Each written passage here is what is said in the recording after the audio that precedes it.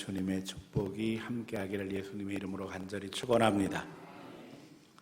2024년 새해 신년 주일 예배로 하나님 앞에 영광 돌리고 있습니다. 주위에 있는 분들에게 축복하기 원합니다. 예수님의 이름으로 축복합니다. 예수님의 이름으로 축복합니다. 예수님의 이름으로 축복합니다. 올 한 해 주님의 사랑, 주님의 은혜, 주님의 능력이 여러분 심령에 함께하기를 소원합니다. 이미 우리는 송구영신 예배를 통해서 표를 발표하고 그 표를 제목으로 삼아 말씀 속에서 은혜를 누렸습니다. 권하고 확증해서, 확증하고 권해서 구원의 역사를 이루자. 그래서 여러분 기억하시겠지만 첫 번째 뭐가 필요하다고요? 내가 변화되자. 두 번째 소통의 역사를 이루자. 세 번째 구원의 역사를 이루자. 말씀 증거했습니다. 이제 2024년 신년주일을 시작하며 올해의 표대로 우리가 다 확증하고 권해서 구원의 역사를 이루는 성도가 되기를 소원합니다. 그러기 위해서는 1단계 내가 하나님 앞에 확증하는 신앙인이 되어야 되겠다는 거예요. 다른 누구에게 복음을 전하기 전에 내가 확신하며 분명한 증거를 얻어서 신앙으로 설 때 비로소 다른 이에게 분명하게 전할 수 있는 줄 믿습니다. 하나님의 구원 계획은 나 혼자 예수님을 잘 믿고 하나님 주시는 복 받고 살라는 것이 아니라 우리가 받은 은혜 가운데 다른 사람들을 행복하게 하고 또 함께 구원의 은혜를 누리는 구원의 역사를 이루기 원하신다는 겁니다.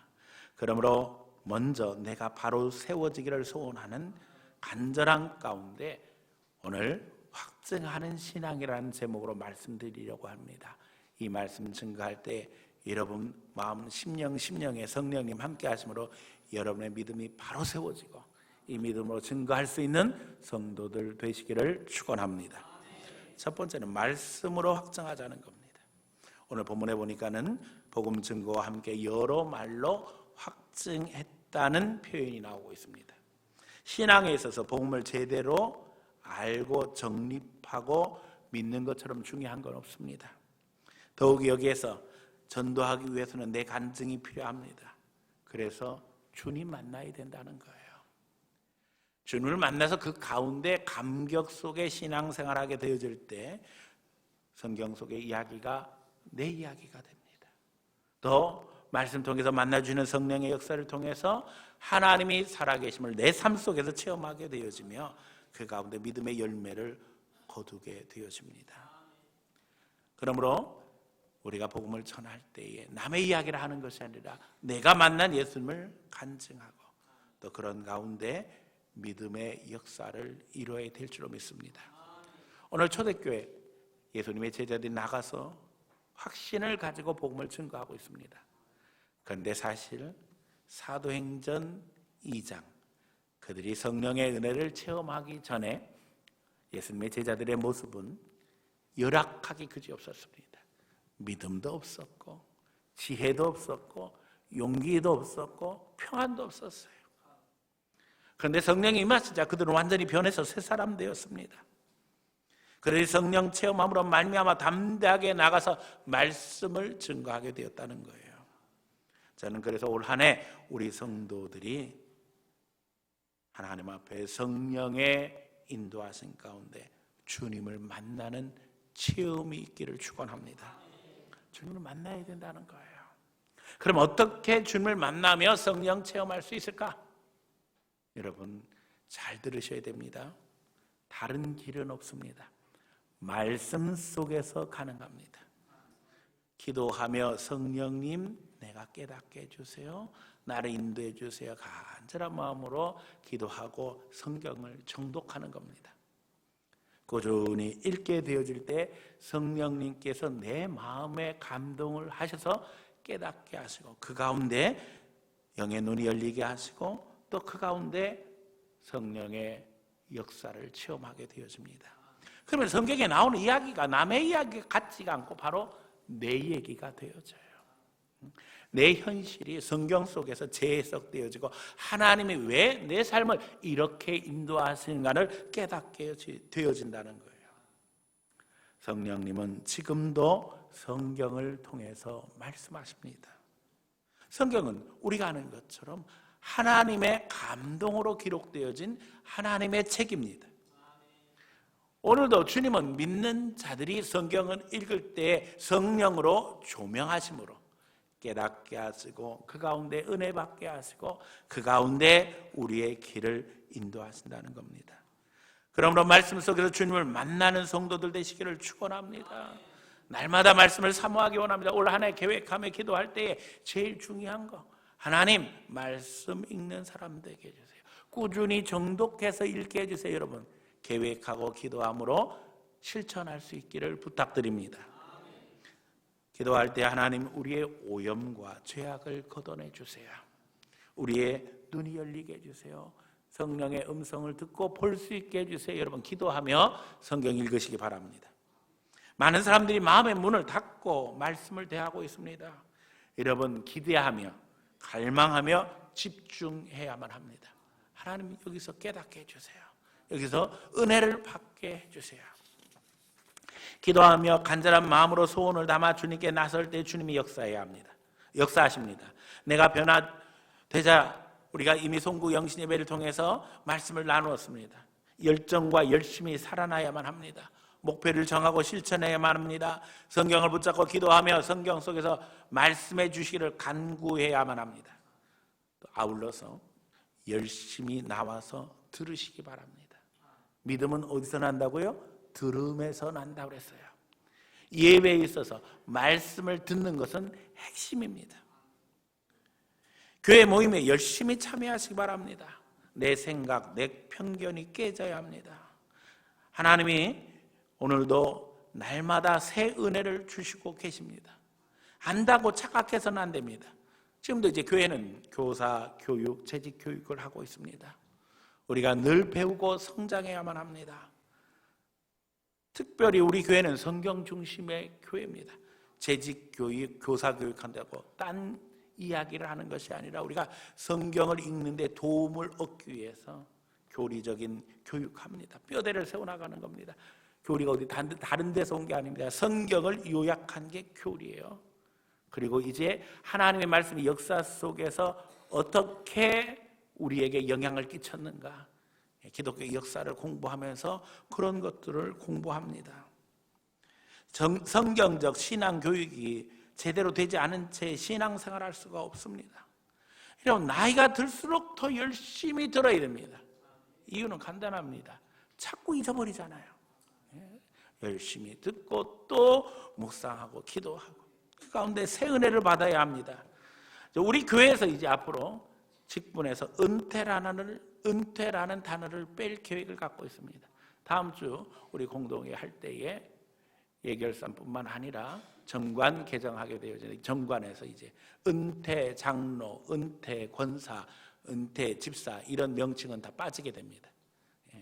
그럼 어떻게 바뀌냐? 명예로 바뀝니다. 명예 장로, 명예 안수 집사, 명예 권사로 다 바뀝니다. 왜요? 은퇴했다고 하니까 이제 아무것도 안 해도 되는 줄 알고 있어요. 그래서 어떤 분들이 그래요. 아유, 목사님 은퇴했는데요? 아니, 내일 돌아가실 거예요? 뭐 날짜 받았어요? 네. 여러분, 명예롭게 부르시는 그날까지 멋있게 신앙생활 할 수 있기를 부탁드립니다. 그래서 명칭을 바꿔서 하나님 앞에 은퇴를 빼고 명예 직분으로 바꾸게 되어집니다. 하나님 앞에 진정 우리의 신앙의 명예를 오려면 날마다 성령으로 충만해야만 합니다. 열심히 배우고 내 그릇을 채움으로 날마다 발전해야 됩니다. 오늘 우리 교회는요, 목사가 변화를 따라가기도 힘들다니까요. 이게 목사가 주도하는 게 아니라 하나님이 주도하셔요. 그래서 막 시스템이 막 바뀌어요. 교육 시스템이 바뀌고 이제 찬양 시스템이 바뀌고 또 예배도 여러 가지 도전이 와서 새로운 모습으로 다듬어져 가고 있어요. 이제 앞으로 재정 시스템도 바뀌게 될 거고 이것저것 많은 부분들이 바뀔 때 있는데 가만히 있다가 옛날에는 안 그랬는데 그런 소리 할 필요 없어요. 하나님이 역사하시는데 빨리 따라가야 되는 거예요. 적응해야 되는 거예요. 옛날 몇십 명 모일 때 생각하고 있으면 큰일 납니다. 우리가 지금 최적이 500명이에요. 순식간에 코로나를 지나면서 2배 이상 교인 숫자가 확 늘어나 버리고 말았어요. 여러분, 성령의 인도하심 따라 성령의 은혜를 누릴 수 있기를 축원합니다. 제가 저기 수인 산업도로 지나가면서 보니까는 애견 학교가 있어요. 애견 학교가 뭐 하는 학교인지 아시지요? 개가 다니는 학교예요. 제가 그걸 보면서 야, 개도 개 노릇하려면 공부를 해야 되는구나. 개도 공부하는 시대인데 사람이 공부하지 않고 사람 노릇할 수 있겠어요? 사람이 되어서 배우려 하지 않으면, 특별히 영성 개발에 힘쓰지 않는다면 개, 돼지 같은 인생의 수준을 벗어날 수 없습니다. 그저 먹는 것 주면 좋아하고 앉으면 울고 지저댄다면 개, 돼지도 주인의 사랑을 받지 못해요. 하물며 하나님의 모양과 형상으로 창조된 인간이 하나님과의 관계에서 영적 특권을 포기한다면 앞으로 어떤 일이 벌어질 줄 아세요? AI의 하수인으로 살아가고 전락할 수뿐이 없다는 거예요. 여러분, 지금 AI가 우리 삶에 깊숙이 들어와서 이제 어른들을 케어하는 로봇들이 등장해서 집집마다 하나씩 자리를 잡을 판입니다. AI는 여러분의 표정까지 인식해서 이 사람이 좋아하는 말이 어떤 것인지, 어떤 음악을 좋아하는지 다 파악해 가고 있습니다. 그래서 여러분들이 좋아하는 말만 할 거예요. 여러분들이 마음에 즐거운 얘기만 해줄 거예요. 그런데요, 사람은 그렇지 않습니다. 그렇죠? 네. 자, 우리가 훈련받지 않으면은요, AI하고만 살 수뿐이 없다니까요. 점점 그렇게 될 수뿐이 없어요. 훈련되어져서 때로는 내게 안 좋은 이야기처럼 들리는 것도 잘 소화해서 그것을 내 성장의 걸음으로 만들 수 있어야지만 우리가 영적 사람으로 성장해 갈 수 있고, 그런 상황에서도 내 마음이 속상할 때도 다른 사람들을 축복할 수 있고 격려할 수 있는 믿음의 사람이 되어질 때 어디서나 인정받고 사랑받고 존경받는 명예로운 그리스도인이 될 수 있는 거예요. 그렇지 않으면 안 됩니다. 주님은 오늘도 말씀 속에서 우리를 만나주시기를 원하고 계십니다. 말씀 속에서 자신을 드러내시며 깨닫게 하시고 그분의 사랑 속에 감격하게 하십니다. 말씀을 통한 체험과 이제 자신만의 간증을 소유하는 성도들이 되시기를 축원합니다.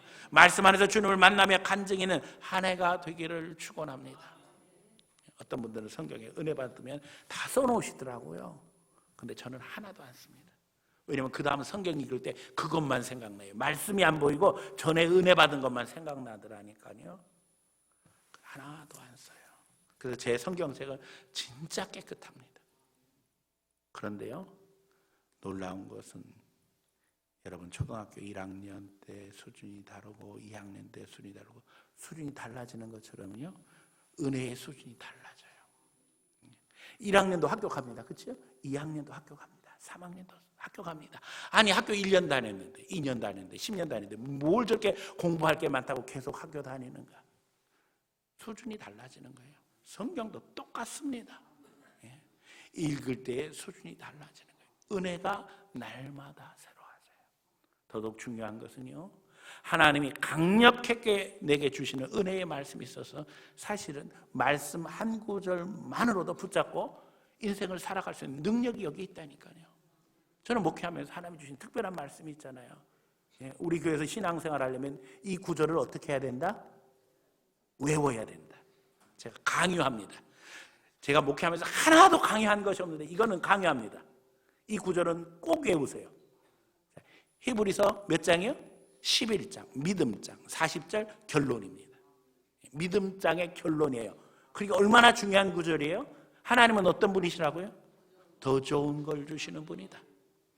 하나님이 우리에서 더 좋은 것을 예비하셨은즉 우리가 아니면 저희로 온전함을 이루지 못하게 하려 하십니다.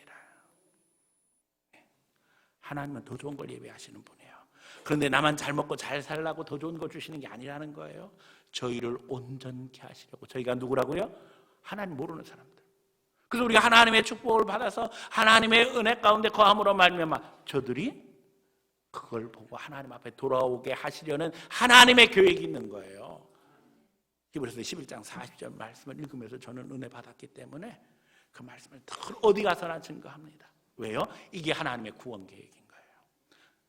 확증하고 권해서 구원의 역사를 이루자. 사실은 이게 핵심입니다.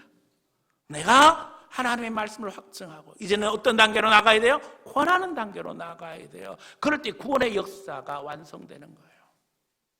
나만 예수 믿고 복 받고 나만 행복하게 살라고 예수님께서 십자가에서 나를 위해서 죽으신 게 아니라는 거예요. 내가 하나님의 은혜 가운데 들어갈 뿐만 아니라 하나님의 더 좋은 역사를 체험할 뿐만 아니라 다른 이들에게도 이것을 증거함으로 말미암아 그들도 구원하려 하시는 계획이 있다는 사실을 기억하는 성도들 되시기를 축원합니다. 그러므로 꾸준히 우리가 영적 관계 속에 들어가지 않으면 안 돼요. 믿는 사람들끼리 말씀을 나누고 그 가운데 은혜를 증거함으로 말미암아 교회 안에서 훈련되어야 합니다. 이게 훈련되었을 때 세상에 나가서 불신자들에게 증거할 수 있는 거예요. 하나님을 알지 못하는 영혼들이 어떻게 하나님의 말씀을 들을 수 있겠어요? 우리의 모습을 보고 우리의 입을 통해서 하나님의 말씀을 들을 수 있잖아요. 근데 이게 어디서 훈련돼요? 교회 안에서 나눔을 통해서 서로 간증하고 함께 기도하는 가운데 연습하는 거예요. 그래서 소그룹에 열심으로 모이라는 거예요. 여러분, 우리의 신앙이 달라지기로 합니다. 교회 안에서 시간이나 언어를 낭비하지 마세요. 쓸데없는 말 하지 마세요. 하나님 앞에 말씀 붙잡고 기도하며 받은 은혜를 증거하며 그 가운데서 함께 공유하게 되어질 때에 폭발적으로 역사하시는 성령의 은혜를 체험하게 되는 것입니다. 예배 시간 사이사이에 시간이 있을 때마다 함께 붙잡고 간증하고 기도함으로 말미암아 여러분 감동을 나누시기를 원합니다. 그런 가운데 서로를 축복하고 다듬어주며 격려하며 세워주시는 성도들 되시기를 축원합니다. 말씀 따라 올 한 해 확증함으로 말미암아 확신 갖고 신앙생활할 수 있는 성도들 되시기를 예수님 이름으로 간절히 축원합니다. 두 번째는 기도로 확증하자는 겁니다. 말씀 붙잡고 기도하면 하나님이 역사하십니다. 더 좋은 것으로 채우시는 하나님이시라고 했잖아요. 그런데 말씀 붙잡지 못하면 어떤 일이 벌어져요? 내 생각, 내 계획 하나님 앞에 강요하는 거예요. 하나님, 내가 이런 계획을 가지고 있는데 들어주세요. 그런데 여러분, 우리가 기도 생활을 통해서 깨닫는 걸 간증하게 되어지면은요, 사실은 솔직히 이야기하면 내가 기도하는 대로 되던가요? 안 됩니다. 왜 안 될까요? 저는 많은 분들이 지금까지 그렇게 가르쳤어요. 하나님 앞에 기도하면 하나님이 들어주십니다. 맞아요, 들어주셔요. 그런데 하나님은 어떤 분이라고요? 더 좋은 걸 주시는 분이란 말이에요. 자, 내가 똑똑할까요? 하나님이 똑똑하실까요? 하나님이 똑똑하시죠, 당연히. 그러니까 이 똑똑하지 못한 머릿속에 계획을 가지고 기도하는데 하나님이 그걸 보실 때 그게 어리석고 미련하면 그대로 주시겠어요, 안 주시겠어요? 안 주시지요. 네. 더 좋은 걸 주시는 하나님이라는 거예요. 그래서 사실은 기도는요, 내 뜻대로 응답되는 것이 아니라 하나님 뜻대로 응답을 보며 가는 거예요. 그래서 우리가 그 기도를 통해서 다듬어지는 거예요. 네. 이게 하나님의 축복인 거예요. 내 뜻대로 안 된다고 속상해하지 마시기 바랍니다. 그런데 여기 중요한 비밀을 제가 이야기했어요. 뗐으면 하나님이 들어주신다, 안 들어주신다? 들어주셔요. 막 뗐으면 들어주셔요. 그래서 이제 여기서 착각이 오는 거예요. 응답받았다는 거죠. 말도 안 되는 것도 뗐으면 하나님 들어주십니다. 그러나 제가 이야기합니다. 대가를 지불하게 될 것이다. 하나님이 들어주셔요. 그래, 그럼 네가 그렇게 진짜 원하면 가봐라. 그러나 결국 그 대가를 감당해야 돼요. 근데 이제 한국교회에서 이렇게 교육이 잘못돼가지고 하나님 중심의 기도를 가르친 것이 아니라 사람 중심의 기도를 가르침으로 말미암아 작정하는 것도 가르치고 새벽기도 작정해서 뭐 하나님 앞에 응답 받읍시다. 뭐 또 금식기도 작정. 물론 작정하고 기도하는 거 다 좋아요. 그러나 거기서 저는 늘 강조하잖아요. 우리의 계획이 깨지고 우리의 편견이 깨지고 우리의 생각이 깨지는 게 축복인 거예요. 그런데 뗐으면 하나님이 들어주신다고 그랬잖아요. 그럼 이제 그 단계에서 착각하는 거예요. 아, 내가 기도한 것을 하나님 응답해 주셨다. 그리고 이제 자랑하죠. 내 전리품처럼 응답을 자랑하기 시작하는 거예요. 여러분, 두렵습니다. 간증할 때 나 자랑해서는 안 돼요. 오히려 내 부족한 거, 연약함, 내 생각 모자른 것을 하나님 앞에 고백하고 성도들에게 인정하고, 그러나 그 이상을 채우시는 하나님을 증거할 수 있는 성도들 되시기를 축원합니다. 내 생각 내려놓고 하나님의 뜻을 알아가는 기도가 기도 속에 있으면 이것이 간증의 내용이 되는 것입니다. 알미니안적인 기도를 포기하시기 바랍니다. 인간 중심적인 기도 이야기하는 거예요. 기도도 내가 주도하려고 하는 거. 네, 말씀만 붙잡으니까 내 계획만, 내 생각만, 내 욕심만 강요하는 거죠. 이건 죄송하지만 우상숭배입니다. 내가 원하는 걸 얼마든지 하나님 앞에 구할 수 있어요. 왜요? 아버지는 우리 편이시니까. 그러나 중요한 것은 아버지의 뜻을 깨달아가는 거예요. 간증을 통해서 나를 자랑하게 하는 사탄의 유혹을 이기시기 바랍니다. 하나님을 높여야 되는데 나를 높이게 하려고 마귀가 나를 부추겨요. 아닙니다. 기도를 통해서 우리는 반드시 깨어지게 돼 있어요. 좌절하게 돼 있어요. 속상하게 돼 있어요. 그러나 놀라운 것은 더 좋은 것으로 채우시는 하나님의 은혜를 체험하게 된다는 거예요. 그래서 제가 늘 강조하는 것이 기도를 공유하라는 거예요. 혼자 기도하지 말고 기도 제목을 나누면서 하나님 앞에 기도하라는 거예요. 그러면 훨씬 더 분별하기 쉽습니다. 그래서 제가 늘 강조할 때에 불신자들한테도 뭘 얻어오라고요? 기도 제목을 얻어와요. 근데 그게 세상에 제일 어렵습니다. 왠 줄 아세요? 불신자들도요, 자기가 보기에 이 사람이 영적인 사람이라고 인정해야지만 기도 제목을 줘요. 아무한테나 기도 제목 주는 게 아니에요. 기도 제목을 주는 그 순간 여러분들에게는 영적인 리더십이 부여됩니다. 이제 제사장으로 사명을 감당하게 되는 거예요. 그 사람은 내가 끌고 천국 가야 될 사람인 거예요. 그냥 끌려올 수뿐이 없는 거예요. 예? 세상 사람 보기엔 그게 아무것도 아닌 것 같지만 영적으로는 여기 깊은 의미가 담겨 있는 거예요. 우리는 왕 같은 제사장입니다. 이미 하나님께서 우리에게 사명과 권력을 부여하셨어요. 내가 깨어지고 증거함으로 주님을 높일 수 있는 성도들 되시며 그 가운데 구원의 역사를 이룰 수 있기를 원합니다. 말씀은 방망이와 같아서 우리의 자아를 깨트립니다. 두들겨 부숩니다. 그러나 내가 깨어질 때 하나님의 능력이 나타나게 되어지고 하나님의 뜻이 드러나게 되고 그 가운데 성령이 역사하십니다. 기도하면서 우리는 부족을 깨닫고 죄성을 깨닫고 연약함을 깨달아가는 과정 속에 들어갑니다. 그러면서 더 크신 하나님의 사랑을 깨달아 알게 됩니다. 내 뜻대로 안 돼도 그것이 은혜임을 알게 되어지고 하나님이 책임져 주시는 삶을 살게 되는 것입니다. 우리가 오늘 오순절 역사를 기대하며 모여 하나님 앞에 간구하는 이 시간, 예수님의 제자들이 주님의 약속을 붙잡고 기도했듯 우리는 말씀 붙잡고 기도해야 합니다. 그리고 이제 성도들의 마음을 모아 전심으로 함께 해야만 합니다. 함께 기도의 동역자가 되기를 소원합니다.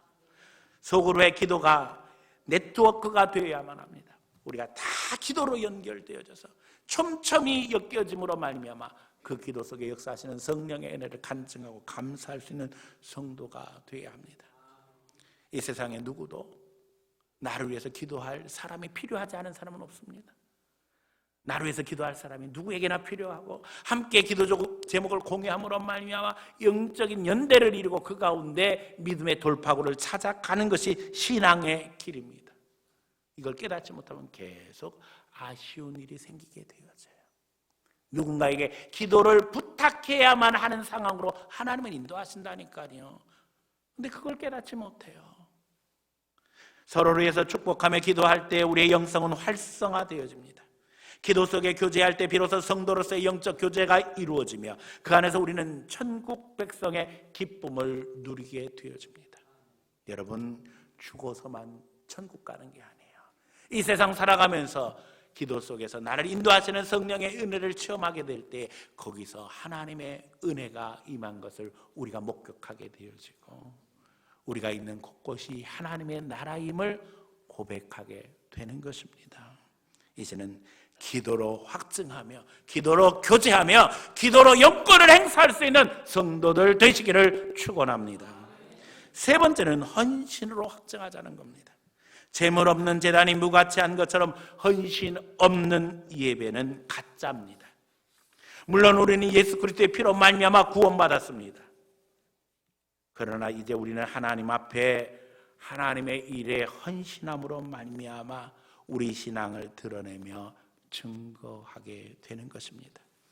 올 한 해 함께 헌신함으로 말미암아 하나님 나라를 세워갈 수 있는 구원의 통로가 되기를 축원합니다. 오늘 우리 읽은 본문에서 제자들의 메시지는 예루살렘 시민들에게 도전이 되었습니다. 그러나 그 메시지보다 더 도전적이었던 것은 제자들의 태도였습니다. 과거는 비굴했습니다. 과거에는 사람들이 자신감이 없었습니다. 그런데 이제는 용감해졌습니다. 당당해졌습니다. 그 힘이 어디서 왔어요? 성령님께로부터 왔습니다. 그들은 몸을 아끼지 않았습니다. 죽을 각오를 하고 헌신했습니다. 이때 성령께서 역사하셨습니다. 지금 우리 교회는요, 특별한 은혜를 누리고 있습니다. 제가 33년, 34년 목회를 합니다. 앞에 30년의 역사만큼 3년 동안 역사가 일어났어요. 아니, 더 큰 역사가 일어났어요. 우리 교회가 코로나를 겪으면서 교인 숫자가 2배가 됐을 뿐만 아니라 재정이 2배가 됐습니다. 지금 한국 교회가 다 어렵다고 이야기하는 때 왜 하나님이 우리 교회에만 이런 은혜를 베풀어 주실까? 저는 두렵고 떨리기가 그지없어요. 하나님이 우리 성도들에게도 막 계속 도전하고 있어요. 기도하라고 도전하고 계셔요. 정신 차리라고 도전하고 계셔요. 이 성장에는 숨어서 봉사하는 분들이 있습니다. 묵묵히 하나님을 바라보며 헌신하는 분들이 우리 교회는 많이 있습니다. 변함없이. 사정과 형편은 어려운데 그 가운데서 하나님을 바라보며 헌신하는 분들이 있어요. 서로 격려하며 축복하시기 바랍니다. 오늘부터 일부 찬양대가 서게 되었습니다. 사실 일부 예배는 나오기만 하는 것도 힘들어요. 일부 예배는 사실은 헌신자들을 위한 예배입니다. 이제 대충 그런 분이 있어요. 일찍 예배 드리고 주일날 빨리 끝내고 쉬자. 또 다른 일 보자 이런 분들이 있어요. 그런데 일부 예배는 그런 분들을 위한 예배가 아니라 사실은 우리 교회는 헌신을 위한 예배예요. 그래서 교회에서 제일 중요한 사람들이 일부 예배 때 많이 참석을 합니다. 이분들이 거의 대부분 교사입니다. 지금 우리 눈에는 보이지 않지만 지금 아래층에서 우리 교사가 지금 몇 명이에요? 한 30명 정도의 40명 정도의 교사들이 헌신하며 봉사하고 있고 애들이 100명이 넘습니다. 주일학교 아이들이 예배를 드리고 있어요. 이제 거기 봉사를 하기 위해서는 9시에 나와서 예배를 드리는 거예요. 그러니까 뭐 아침에 일찍 나와서 예배 드리고 또 봉사하는 게 얼마나 힘겨워요. 근데 일부 예배 숫자가 점점 많아지면서 일부 예배도 찬양대가 섰으면 좋겠다는 소원이 제 마음에 생긴 거예요. 그래서 일단 광고를 했어요. 그랬는데요, 저는 솔직한 얘기로다 이제 은퇴했다고 생각하고 있는 권사님들이 좀 나와주시기를 바랬어요. 근데 놀라운 변화가 일어난 게요, 교사들이 목사님 그동안에 우리가 찬양대를 너무 하고 싶었는데 못했어요. 찬양대 하려면 11시 예배를 해야 되는, 예배를 드려야 되는데 9시 예배 드리고 11시에는 아이들 가르쳐야 되니까 쓰고 싶어도 못했는데 봉사 우리가 헌신하겠습니다. 그래서 10명의 교사들이 먼저 헌신하게 됐어요. 그래서 오늘부터 찬양대가 섰습니다. 물론 사람의 숫자가 적으니까 찬송의 소리는 여기보다 훨씬 약하죠. 그럼에도 불구하고 얼마나 감동이 되는지 모르겠어요. 하나님 앞에 너무 감사하고 또 그 중에 제가 이야기한 대로 이제 거의 은퇴 수준에 이른, 은퇴가 아닌 뭐라 그랬죠? 명예 권사님 함께 함으로써 얼마나 행복한지 모르겠어요. 하나님이 그 헌신을 받으시는 줄 믿습니다. 우리 일부 예배 찬양대에도 많은 분들이 헌신할 수 있기를 부탁드립니다. 또 여러분 찬양 사역 보면 오늘 이제 간지로 들어있어요. 찬양단 이래가지고 보니 1부, 2부, 오후, 금요일 해서 명단이 쭉 있는데 이렇게 많은 줄 몰랐죠. 시간마다 헌신하는 사람들이 있습니다. 그런데 실은 여기에 비밀이 있는 것이 일부비 오후 금요 모든 시간에 헌신한 분들이 여러분이 있어요. 기회 될 때마다 헌신하는 거예요. 이런 분들이 있기 때문에 우리가 하나님 앞에 은혜를 누리고 또 그 가운데서 교회가 세워져 나가는 줄로 믿습니다. 우리 찬양단원들이 시간마다 이렇게 헌신하고 있는 것도 감사하고, 우리 특별히 찬양대들 중에는요, 식사, 봉사, 청소, 봉사, 노방, 전도 다 하면서도 그냥 또 찬양대도 헌신하는 분들이 많이 있어요.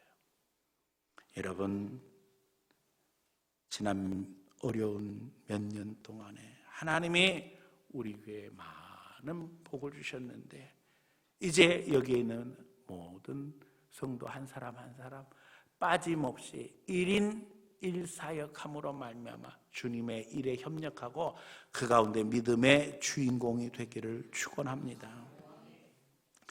또 감사한 것은 많은 분들이 11조에 동참하고 있다는 거예요.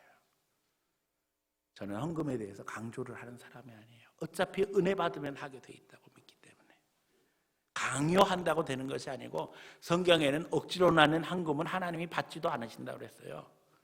그러니까 아무나 헌금할 수 있는 게 아니에요. 감동 속에 헌신할 수 있는 거예요. 그런데요, 우리 교회는요, 재정을 집행하면서도 목사가 전혀 사인하지 않는 거예요. 그냥 우리 장로님 책임하에 모든 게 이루어져요. 연초에 계획 다 세우잖아요. 계획대로만 하면 되는 거죠. 근데 이제 제가 그래도 가끔 우리 교인들의 신앙 상태를 보기 위해서 재정 장부를 펼쳐봅니다. 저 보면 누가 11조 하고 있나 저 봐요. 근데 가끔 충격받는 때가 있어요. 아니 이거 가지고 어떻게 살지? 식구가 여럿인데 마음이 찢어져요. 그런 교인들이 있습니다. 하나님이 반드시 채워주실 줄 믿습니다. 하나님은 작은 것에 충성하는 자에게 주안에 즐거움을 허락하실 것을 약속하셨어요. 달란트 비유를 통해서 이야기하시죠.